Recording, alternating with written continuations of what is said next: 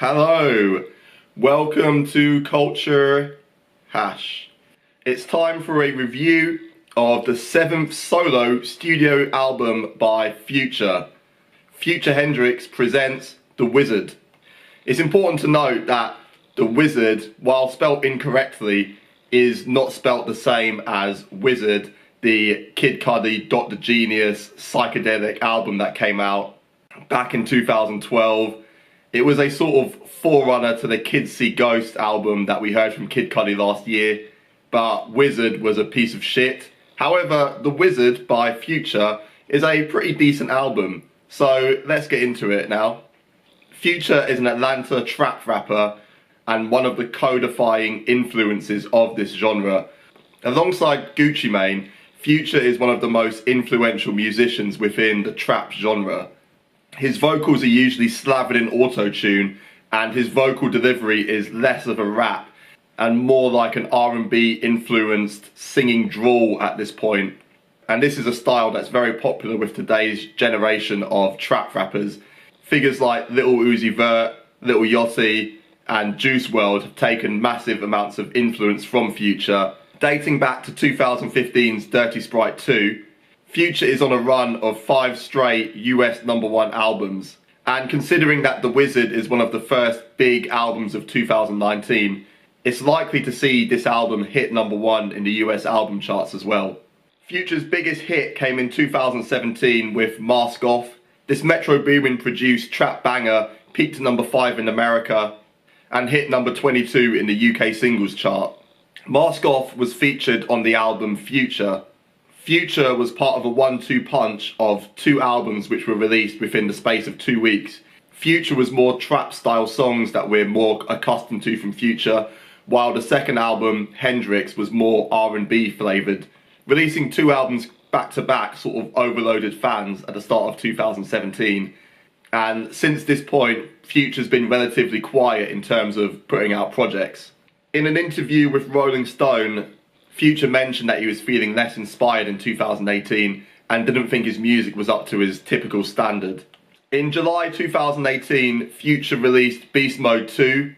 Beast Mode 2 was entirely produced by Zaytoven and served as a sequel to the 2015 mixtape, Beast Mode. Both of these projects was a full-length collaboration between Future and Zaytoven.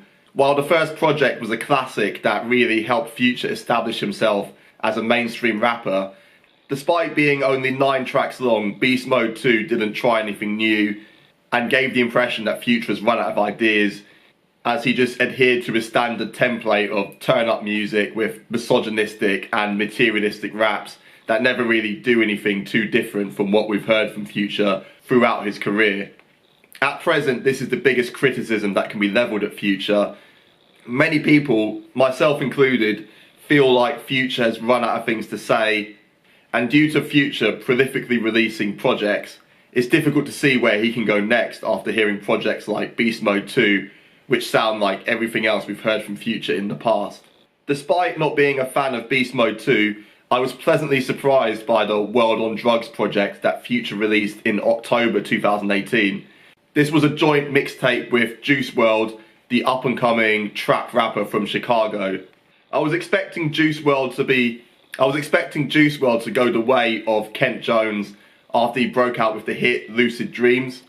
But it seems like Juice WRLD has got a bit more longevity, and projects like World on Drugs showcase that Juice WRLD has a bit more to say for himself than just doing boring emo raps.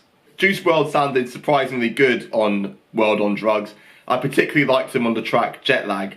While World on Drugs was better than Beast Mode 2, the novelty wore off after a while, and the final quarter of the album was a bit of a chore to listen to, as the ideas had been expressed already. And these were ideas of meeting women, jewellery and taking drugs. Subject matter that is well worn for Future fans and has been the backbone of his catalogue for a significant amount of time. In the run-up to the Wizrd album dropping, Future released a self-serving hour-long documentary on Apple Music. I was disappointed that we didn't get to learn more about Future on this little documentary.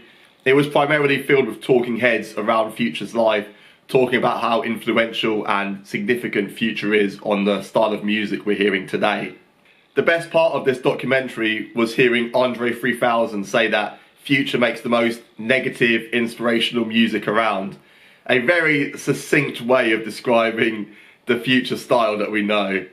This documentary suggests that Future is a bit more mature and has developed a bit more as a human since we first heard from him. However, the subject matter on the Wizrd album confirms that Future still raps about the things we've heard from him in the past. Jewelry, money, drugs, women. These are the four main subjects we hear on Future, the Wizrd. And while there are some introspective tracks as well, the subject matter on the Wizrd is very well worn, and I can't see it really converting any non-fans of Future that feel like he just does the same thing consecutively. The production on the Wizrd is primarily trap. Occasionally we touch into R&B, sort of like trap soul style, but the presence of booming 808 drums and murky spaced out synths are consistent throughout the Wizrd.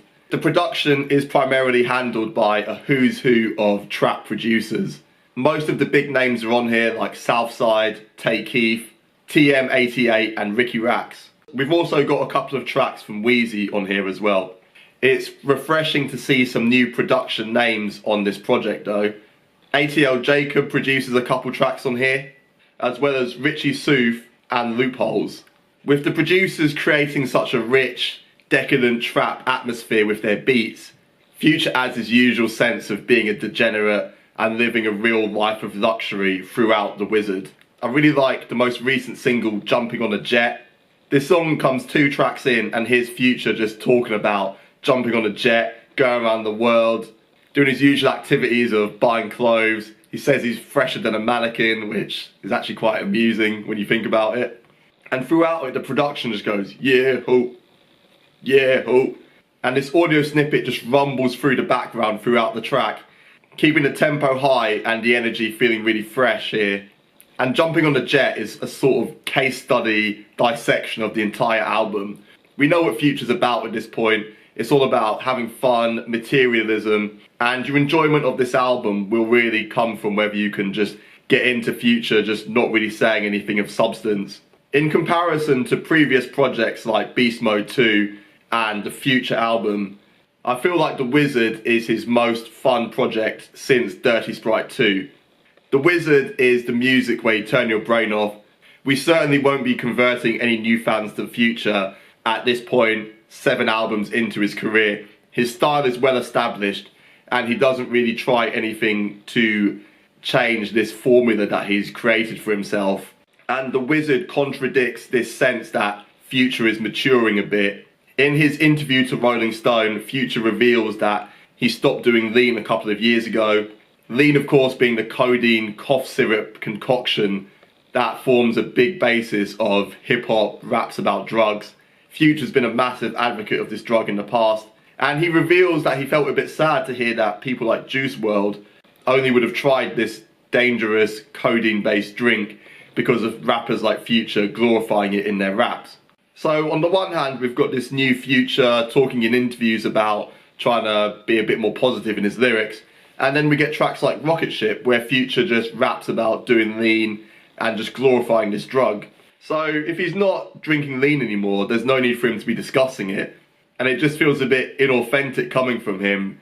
He's become one of those rappers that he's sort of criticised in the past, who rap about taking lean but aren't actually on it. Speaking of lean, one of the standout tracks on this album is Unicorn Perp, which features Gunna and Young Thug. This track is made by Young Thug, who put some great ad-libs throughout his verse and throughout Future's verse. You can just hear Thugger's vocals floating around in the background, giving it a ethereal quality to the track. And when Young Thug's verse finally comes in, it's just mumbled to shit. He rides the beat quite nicely, but it's pure mumbled incoherence from Young Thug. When you're 15 tracks deep into a Future album, you expect to hear some mumbling, so it works quite nicely in the context of this Unicorn Perp track. I really like how Young Thug sort of plays with the cadence and the pitch of his voice as well. Unicorn Perp is definitely carried by Young Thug. This is only one of 2 tracks that have a featured artist on the Wizrd. The second of which is First Off, which features Travis Scott. I was underwhelmed by this Travis Scott feature, and I think he sounds a lot better on James Blake's Assume Form, an album which was released on the same day as Future's The Wizrd. Travis Scott sounds really uninspired here, and he sounds like he just phoned in a trap verse, really.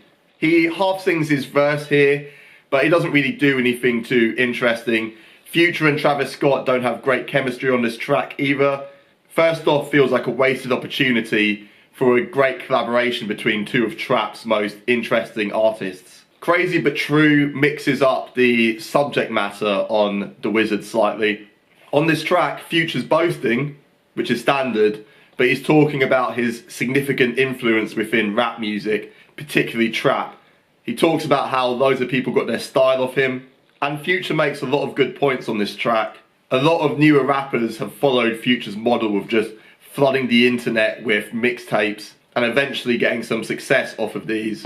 And also, people stealing his style and his flows is very obvious, most clearly seen in Designer, who was basically a Future ripoff that burned very brightly and just faded after a while Future continues to have sustained success. Stealing off Future's style is like stealing off Gucci Mane or stealing off Nas.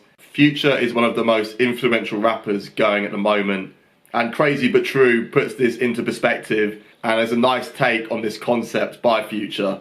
Tay Keith was one of the biggest producers to break out in 2018, and he produces 2 tracks on The Wizrd.